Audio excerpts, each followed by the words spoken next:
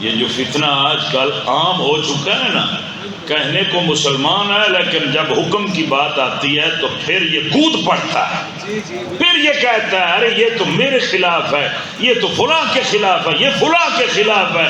اے مسلمان، اللہ کا قرآن ہو، یہ کبھی کسی مومن کے خلاف نہیں ہو سکتا، یہ کبھی کسی مسلمان کے خلاف نہیں ہو سکتا، کیونکہ بندہ مومن اور مسلمان بنتا ہی اس وقت ہے جب اس کی زندگی اللہ کے قرآن کے مطابق ہو جاتی ہے۔ وہ مسلمان اور یہ کہے قرآن میرے خلاف ہے، حدیث میرے خلاف ہے، اسے کہہ دو جا دفع ہو جا، اس میدان میں تیری کوئی ضرورت اور گنجائش نہیں ہے۔ اب ایمان کے بغیر کوئی بھی عمل کیا جائے، نماز، روزہ، حج، زکوٰۃ، میلاد، جہاد، وہ قابل قبول نہیں ہے۔ کیوں؟ اعمال کی قبولیت کا دار و مدار ہمیشہ دولت ایمان پہ ہوتا ہے۔ ایمان ہے، اگر ایمان نہیں ہے تو جہاد جیسا عمل بھی بیکار اور ضائع ہو جاتا ہے۔ اگر دولت ایمان موجود ہو، چھوٹے سے چھوٹے عمل پہ بھی اجر ملنے کی امید کی جا سکتی ہے۔ قرآن فرماتا ہے پہلے ایمان لے کے آ، ایمان کا تعارف قرآن نے کروایا، وہ کیا ہے؟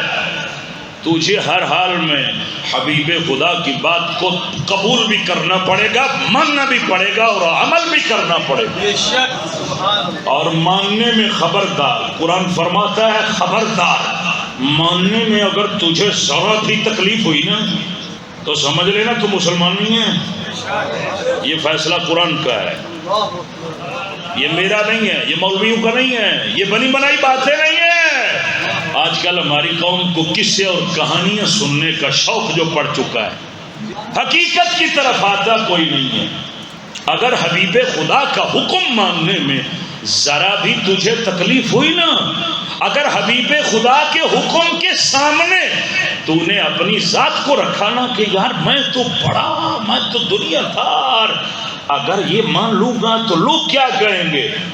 لوگ جو بھی کہیں، لیکن تو سمجھ لے پھر تیرے پاس دولت ایمان نہیں ہے۔ یہ قرآن کا فیصلہ ہے۔ تو ادان دعوے کرتا ہے۔